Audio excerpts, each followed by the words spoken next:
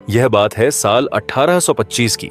इतिहास में यह तारीख एक ऐसे रहस्य के नाम दर्ज है जिसे आज 200 साल बाद भी कोई सुलझा नहीं पाया है। ये कहानी है एक रात की, एक ऐसी रात जब थार रेगिस्तान के सीने पर बसे 84 गांव एक साथ हमेशा के लिए वीरान हो गए। यह 84 गांव पालीवाल ब्राह्मणों के थे, एक ऐसा समुदाय जो 500 से ज्यादा सालों से इस बंजर जमीन पर सोना उगा रहा था। उस एक रात इन 84 गांवों में रहने वाले हजारों लोग, मर्द, औरतें, बच्चे सब गायब हो गए। अगली सुबह जब सूरज उगा तो कुलधरा की इन गलियों में मौत जैसा सन्नाटा था। घरों में चूल्हे ठंडे पड़े थे, चौपाल पर हुक्के वैसे ही रखे थे, मंदिरों में मूर्तियों के सामने दिए बुझ चुके थे।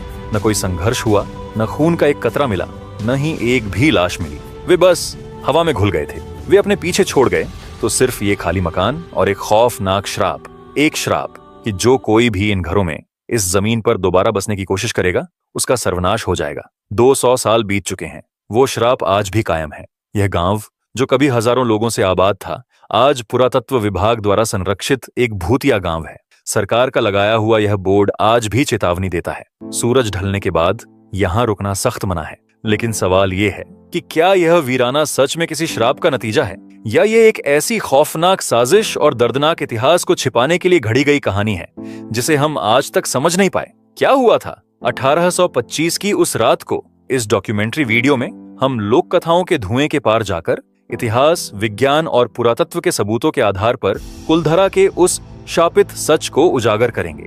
ये कहानी है कुलधरा की, उन 84 गांवों की जो एक रात में गायब हो गए। लेकिन हर बार की तरह इसकी कहानी भी शुरू से स्टार्ट करते हैं तो हमारी कहानी की जड़ें आज से लगभग 800 साल पहले 13वीं शताब्दी में शुरू होती हैं। उस वक्त जोधपुर के पास पाली नाम की एक रियासत हुआ करती थी। यहाँ पालीवाल ब्राह्मणों का एक समृद्ध समुदाय रहता था। लेकिन जैसा कि इतिहास गवाह है, समृद्धि अक्सर जुल्म को दावत देती है।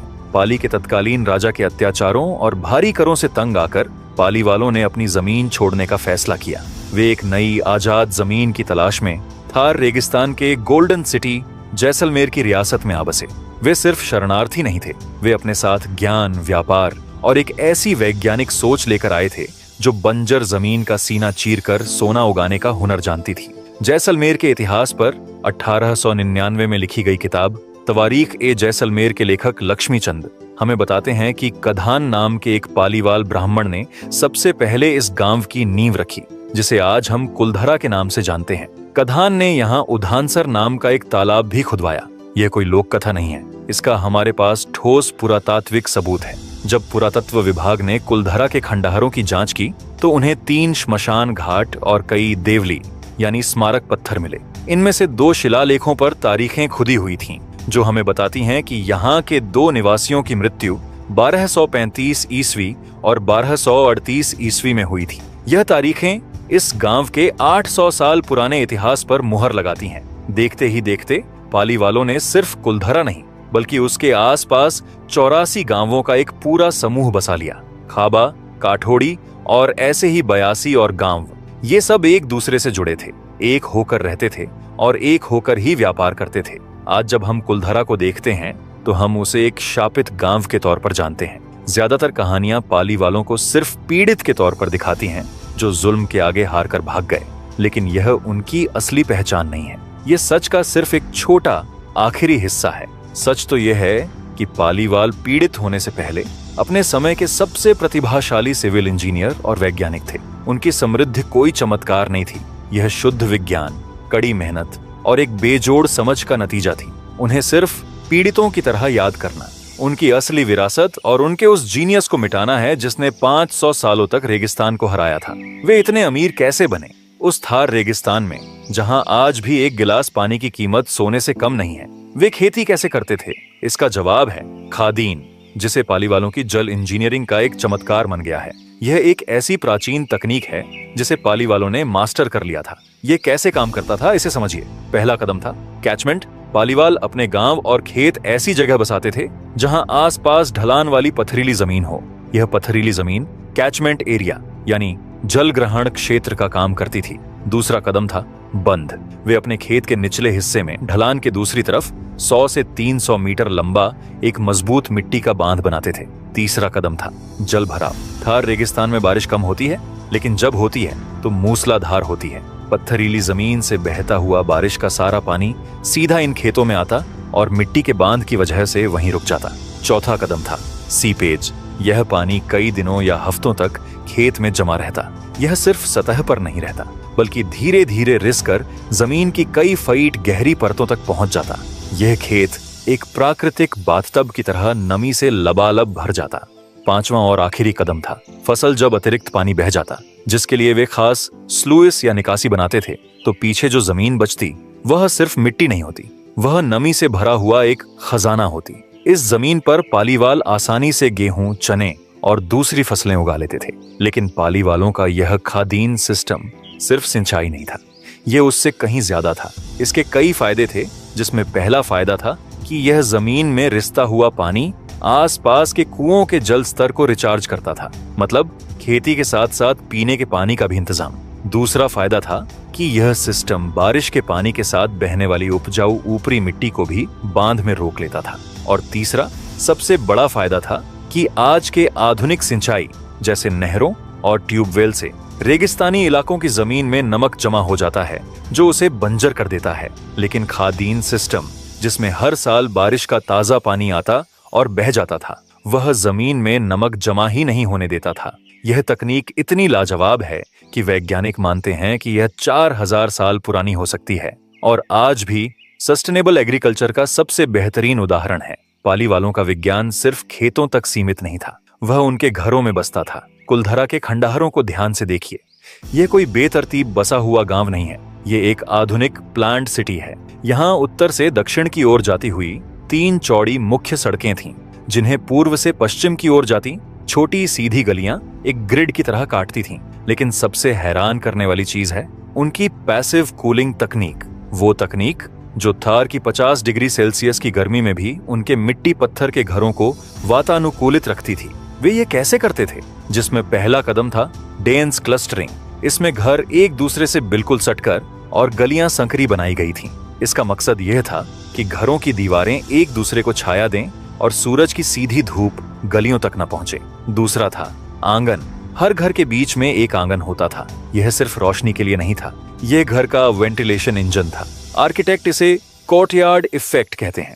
आंगन के ऊपर की गर्म हवा हल्की होकर ऊपर उठ जाती थी और उसकी जगह लेने के लिए कमरों से ठंडी हवा खींचकर आंगन में आती। ये एक नेचुरल एग्जॉस्ट फैन की तरह 24 घंटे काम करता था। तीसरा था मोटी दीवारें। घर की दीवारें 1.5 फीट तक मोटी होती थीं।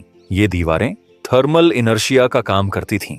दिन की भयंकर गर्मी इन दीवारों को पार करके घर के अंदर नहीं आ पाती थी और रात में जब रेगिस्तान ठंडा हो जाता तब ये दीवारें दिन की सोखी हुई गर्मी को धीरे धीरे छोड़कर घर को गर्म रखती थीं। और चौथा था जालियां। घरों के ऊपरी हिस्सों में यह जो खूबसूरत नक्काशी आप देखते हैं, यह सिर्फ सजावट नहीं थी, यह 13वीं सदी की एयर कंडीशनिंग थी। विज्ञान की भाषा में इन्हें फिन्ड सरफेस कहते हैं। एक सपाट पत्थर गर्मी सोखकर गर्म हो जाता है, लेकिन एक नक्काशीदार खुरदरी सतह का सरफेस एरिया ज्यादा होता है। जब हवा इससे टकराती है तो यह कन्वेक्टिव हीट ट्रांसफर को बढ़ा देती है और पत्थर को तेजी से ठंडा कर देती है। तो पालीवाल सिर्फ अमीर नहीं थे, वे बुद्धिमान थे। वे व्यापारी, बैंकर और किसान थे। उन्होंने रेगिस्तान को अपनी शर्तों पर जीना सिखाया था और उनकी यही बेहिसाब समृद्ध और बेजोड़ बुद्धिमानी जैसलमेर रियासत के एक जालिम की आंखों में खटकने वाली थी। जब 19वीं सदी की शुरुआत हुआ तो उस समय जैसलमेर रियासत के लिए उथल पुथल का समय था। मुगल साम्राज्य कमजोर पड़ चुका था और अंग्रेजों का सूरज उग रहा था। जैसलमेर के महारावल थे मूलराज द्वितीय, जो 1761 से 1819 तक गद्दी पर रहे। कहा जाता है कि महारावल मूलराज एक कमजोर और डरपोक शासक थे, जिनका ध्यान राजपाट से ज्यादा पूजा पाठ और रस्मों रिवाजों में लगा रहता था। जब राजा कमजोर होता है तो दीवान जालिम हो जाता है। जैसलमेर की असली सत्ता थी उसके दीवान सालिम सिंह मेहता के हाथों में। इतिहास सालिम सिंह को एक क्रूर, अय्याश और शैतानी दिमाग वाले इंसान के तौर पर याद करता है। वह इतना घमंडी था कि उसने जैसलमेर में अपनी हवेली को राजा के महल से भी ऊंचा बनाने की कोशिश की। कहा जाता है कि वह राज्य का खजाना लूटकर बाहर अपने रिश्तेदारों को भेज रहा था और जैसलमेर की हर खूबसूरत लड़की को वह अपनी जागीर समझता था। उसके जुल्म से रियासत कांपती थी और यहीं से कुलधरा के विनाश की सबसे प्रसिद्ध कहानी शुरू होती है। लोक कथा के अनुसार एक दिन दीवान सालिम सिंह का काफिला कुलधरा गांव से गुजरा। वहां उसकी नजर गांव के मुखिया की खूबसूरत बेटी पर पड़ गई। सालिम सिंह मेहता उस लड़की पर मोहित हो गया और उसने मुखिया को पैगाम भिजवाया कि वह उसकी बेटी से शादी करना चाहता है। ये एक मांग थी, कोई प्रस्ताव नहीं। पालीवाल ब्राह्मण जो खुद को उच्च कुल का मानते थे, वे अपनी बेटी का हाथ एक निचली जाति के अय्याश दीवान के हाथ में कैसे दे सकते थे। मुखिया ने इनकार कर दिया। सालिम सिंह इस इनकार से आग बबूला हो गया। उसने 84 गांवों के मुखियाओं को धमकी दी, या तो लड़की को डोली में मेरे हवाले कर दो या फिर भयानक तबाही के लिए तैयार हो जाओ। उसने पाली वालों को सोचने के लिए सिर्फ 1 या 3 दिन की मोहलत दी। सतह पर देखने पर यह कहानी कुलधरा के वीरान होने का एक सीधा और नाटकीय कारण लगती है।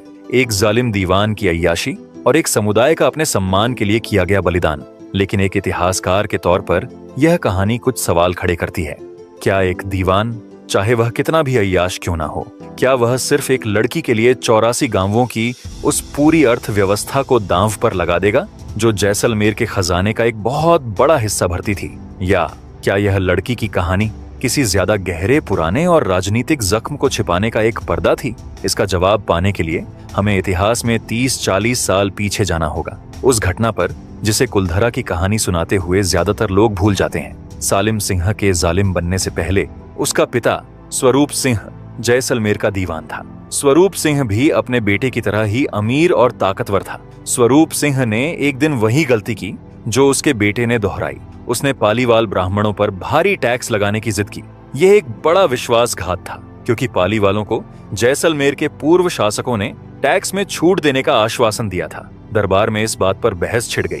राजकुमार राय सिंह, जो पहले से ही दीवान स्वरूप सिंह की ताकत से जलता था, उसने पालीवालों का पक्ष लिया।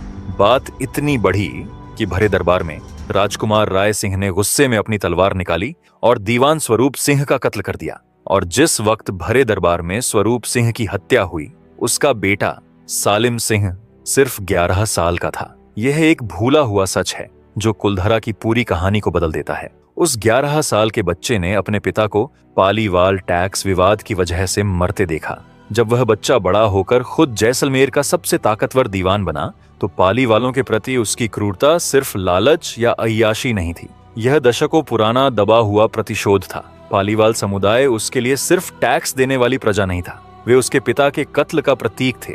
अब यह सवाल नहीं रह जाता कि कारण कर था या बेटी। सालिम सिंह ने पालीवालों को नष्ट करने की ठान ली थी।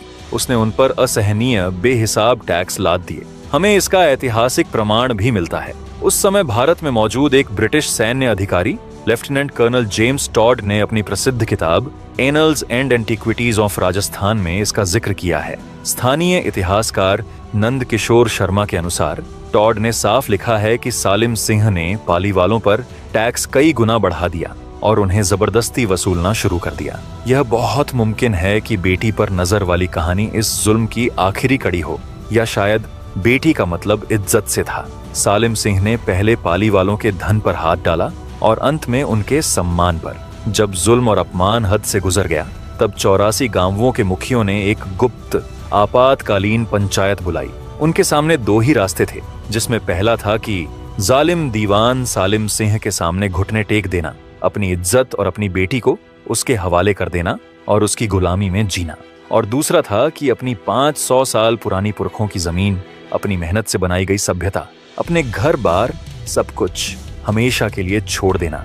उन्होंने सम्मान को चुना और उस पंचायत में एक ऐसा फैसला लिया गया जिसने इतिहास का रुख मोड़ दिया। फैसला हुआ, हम सब 84 के 84 गांव एक साथ इसी रात सूरज उगने से पहले ये जमीन हमेशा के लिए छोड़ देंगे। ये इतिहास के सबसे बड़े और सबसे रहस्यमयी पलायनों में से एक है। 1825 की वह रात, जरा सोचिए, हजारों लोग 84 अलग अलग गांवों से एक ही रात में बिना कोई शोर किए अपने जानवरों और जरूरी सामान के साथ निकल पड़ते हैं। यह किस स्तर का समन्वय रहा होगा।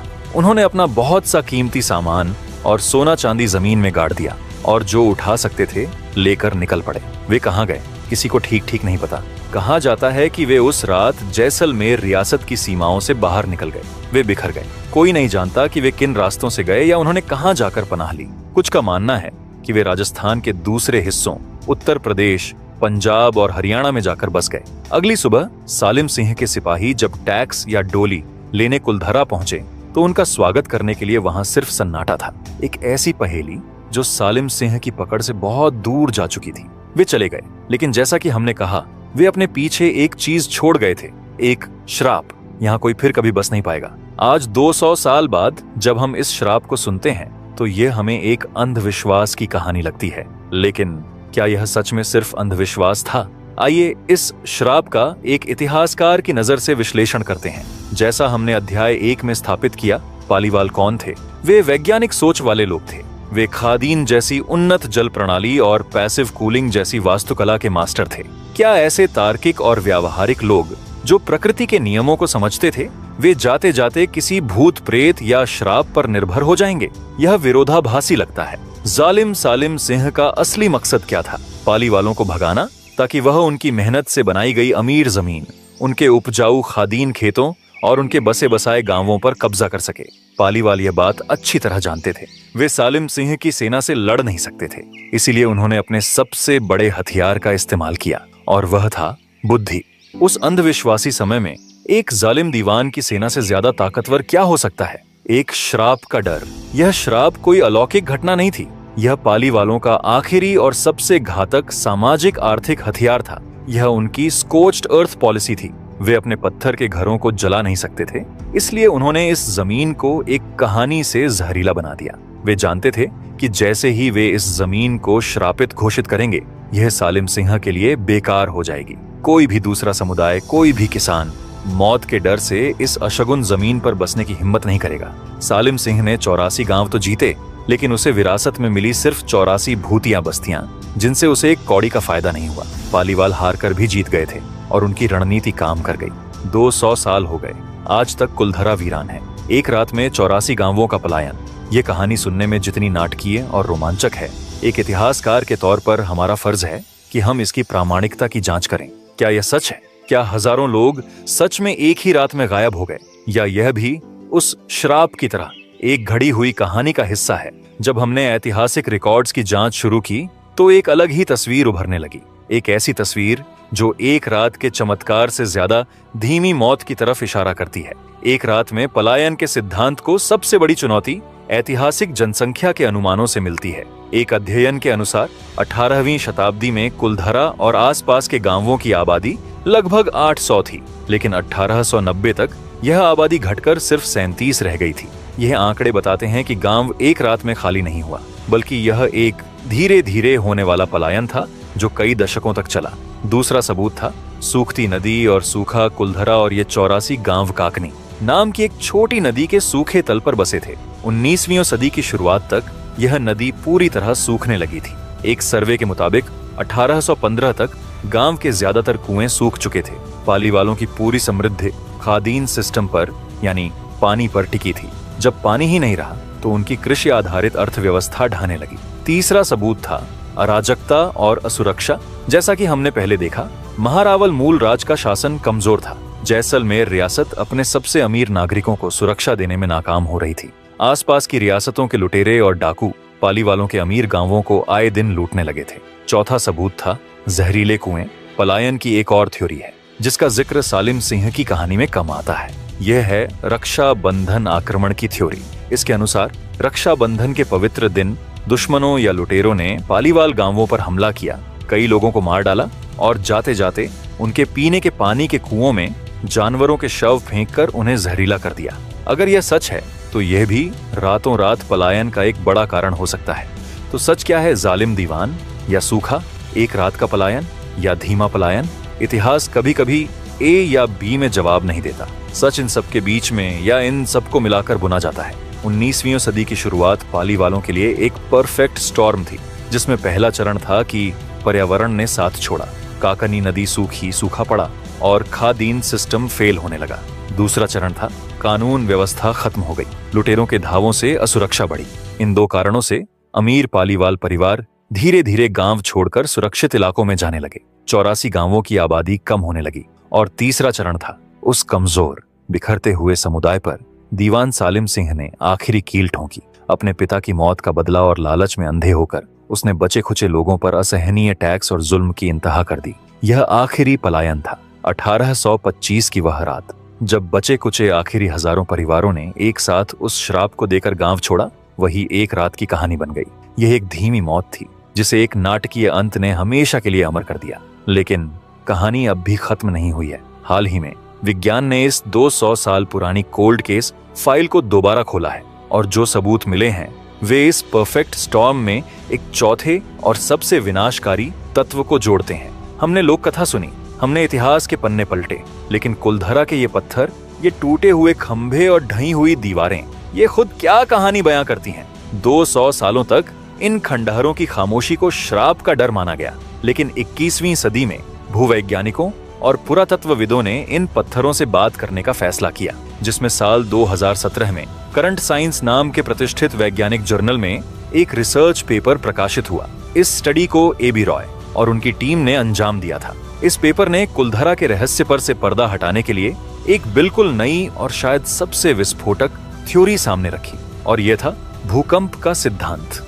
वैज्ञानिकों ने कुलधरा और पास के खाबा गांव के खंडहरों का गहन अध्ययन किया। उन्होंने पाया कि यह तबाही वैसी नहीं है जैसी समय या मौसम की मार से होती है। सबूत हैरान करने वाले थे। उन्होंने पाया कि घरों की छतें, बीम, लिंटेल और भारी खंभे एक खास तरीके से एक ही दिशा में एक साथ ढहे हुए हैं। वैज्ञानिकों के अनुसार यह एक विनाशकारी भूकंप का स्पष्ट प्रमाण है। यह थ्योरी हवा में नहीं थी। यह स्टडी बताती है कि जैसलमेर का यह पूरा क्षेत्र टेक्टोनिक रूप से बहुत सक्रिय है और यहाँ जमीन के नीचे कई बड़ी फॉल्ट लाइंस मौजूद हैं। यह भूकंप का सबूत कुलधरा की पहेली को सुलझा देता है। यह सालिम सिंह की कहानी को या सूखे की थ्योरी को गलत साबित नहीं करता। यह उन सभी को एक साथ जोड़कर एक पूरी तस्वीर पेश करता है। अब जरा 1825 की उस आखिरी रात की कल्पना कीजिए, एक नए नजरिए से। पालीवाल समुदाय पहले ही सूखे और अकाल से टूट रहा है। जालिम दीवान सालिम सिंह के टैक्स और जुल्म ने उन्हें आर्थिक और मानसिक रूप से तोड़ दिया है। और तभी एक रात एक भयंकर भूकंप आता है। वह भूकंप जिसने न सिर्फ उनके घरों को मलबे में बदल दिया, बल्कि शायद उनके खादीन बांधों को, उनकी जीवन रेखा को भी हमेशा के लिए तबाह कर दिया। अब उनके पास न रहने की जगह बची थी, न खेती करने का जरिया, और न ही जालिम दीवान से लड़ने की हिम्मत। यह वह आखिरी रात थी। यह भूकंप ही वह दैवीय या शैतानी ताकत थी जिसने उन्हें एक रात में वह जमीन छोड़ने पर मजबूर कर दिया। जो भी उस तबाही में जिंदा बचा, वह हमेशा के लिए उस बर्बाद हो चुकी जमीन को छोड़कर चला गया। यह एक रात में पलायन की सबसे वैज्ञानिक व्याख्या हो सकती है। यह इस डॉक्यूमेंट्री वीडियो का सबसे रीसेंट अपडेट है। विज्ञान की यह खोज 2017 में रुकी नहीं। सच की यह तलाश आज भी जारी है। दिसंबर 2018 में भारत के शीर्ष संस्थानों IIT बॉम्बे, मोहनलाल सुखाड़िया विश्वविद्यालय, MJP रोहिलखंड विश्वविद्यालय और Wadia institute of Himalayan geology के वैज्ञानिकों की एक बड़ी टीम ने कुलधरा और खाबा में एक व्यापक जियो आर्कियोलॉजिकल जांच शुरू की है। इस टीम का एक ही मकसद है, हमेशा के लिए लोक कथाओं को तथ्यों से अलग कर देना। वे क्या कर रहे हैं? वे खंडहरों से पुरानी लकड़ी, कोयला, उस समय के खाने के अनाज और मिट्टी के बर्तनों के नमूने इकट्ठा कर रहे हैं। इन नमूनों पर रेडियो कार्बन डेटिंग, थर्मोल्यूमिनेसेंस और ऑप्टिकली स्टिम्युलेटेड ल्यूमिनेसेंस जैसी आधुनिक वैज्ञानिक तकनीकों का इस्तेमाल किया जाएगा। यह तकनीकें हमें ठीक ठीक बता देंगी कि वे बर्तन कब बने थे, वह लकड़ी कब जली थी और वह गांव किस तारीख को वीरान हुआ था। यह कितनी दिलचस्प बात है। पालीवाल ब्राह्मणों ने इस गांव की नींव विज्ञान पर रखी थी, खादीन का विज्ञान और आर्किटेक्चर का विज्ञान। 200 सालों तक यह गांव अंधविश्वास के अंधेरे में डूबा रहा, श्राप और भूतों की कहानियों में। और आज 21वीं सदी में विज्ञान ही रेडियो कार्बन डेटिंग की केटी के रूप में वापस आया है, जो हमें उनकी असली गौरवशाली कहानी बताने जा रहा है। यह पालीवालों की वैज्ञानिक विरासत को इतिहास की सबसे सच्ची श्रद्धांजलि है। तो आज कुलधरा क्या है? आज यह राजस्थान सरकार के पुरातत्व विभाग और भारतीय पुरातत्व सर्वेक्षण द्वारा संरक्षित एक ऐतिहासिक स्मारक है। लेकिन दुनिया के लिए यह भारत के सबसे बड़े डार्क टूरिज्म डेस्टिनेशंस में से एक है। सैकड़ों लोग हर रोज यहाँ इतिहास जानने नहीं आते, वे भूतों से मिलने आते हैं। यहाँ पैरानॉर्मल या अजीब घटनाओं के अनगिनत दावे किए जाते हैं। कुछ लोग कहते हैं कि यहाँ वीरान गलियों में किसी के चलने की आहटें आती हैं। कुछ कहते हैं कि यहाँ अचानक तापमान गिर जाता है। कुछ ने परछाइयों और फुसफुसाहटों को महसूस करने का दावा किया है। कई पैरानॉर्मल इन्वेस्टिगेटर्स ने यहाँ रातें बिताने की कोशिश की है और अजीब सबूत मिलने का दावा किया है। लेकिन सच ये है कि भारतीय पुरातत्व सर्वेक्षण के नियमों के मुताबिक सूरज ढलने के बाद शाम 6 बजे कुलधरा के गेट पर्यटकों के लिए बंद कर दिए जाते हैं। किसी को भी आधिकारिक तौर पर रात में रुकने की इजाजत नहीं है। तो फिर इन भूतिया दावों का सच क्या है? एक इतिहासकार और शोधकर्ता के तौर पर इन दावों की भी एक तार्किक व्याख्या मौजूद है। जरा सोचिए, आप थार रेगिस्तान के बीचों बीच एक टूटे फूटे वीरान शहर में अकेले खड़े हैं, जहां 200 सालों से कोई नहीं रहा। आपका दिमाग खुद ब खुद एक डिफेंस मोड में चला जाता है। इसे पावर ऑफ सजेशन कहते हैं। जब आपको पहले ही बता दिया गया हो कि यह जगह भूतिया है, तो आपका दिमाग हवा की हर छोटी आवाज को या किसी जानवर की परछाई को भी भूत समझ बैठेगा।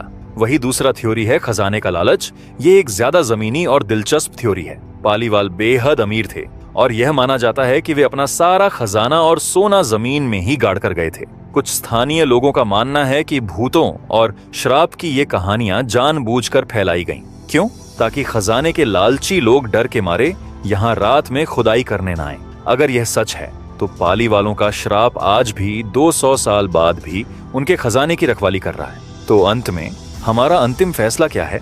क्या कुलधरा शापित है? तो हाँ, कुलधरा शापित है, लेकिन किसी भूत, प्रेत या आत्मा से नहीं। यह शापित था दीवान सालिम सिंह की क्रूरता और जुल्म से। यह शापित था प्रकृति के बदलते मिजाज और उस भयंकर सूखे से। यह शापित था उस एक विनाशकारी प्राकृतिक आपदा से जिसने उनकी 500 साल की मेहनत को मलबे में बदल दिया। और आज यह शापित है उस भूतिया टैग से जो इसकी असली गौरवशाली कहानी, इसके विज्ञान, इसके सम्मान और इसके बलिदान की कहानी को खाए जा रहा है। कुलधरा के वीरान होने के 5 प्रमुख सिद्धांत माने जाते हैं, जिसमें पहला जालिम सालिम सिंह, दूसरा अत्यधिक टैक्स, तीसरा पानी की कमी, चौथा आक्रमण और 5वां भूकंप। कुलधरा की कहानी भूतों की कहानी नहीं है। यह उन इंसानों की कहानी है जिन्होंने अपने विज्ञान से रेगिस्तान को जीता और अपने सम्मान के लिए 500 साल पुराने साम्राज्य को एक रात में ठुकरा दिया। वे गायब नहीं हुए थे, उन्होंने गायब होना चुना था।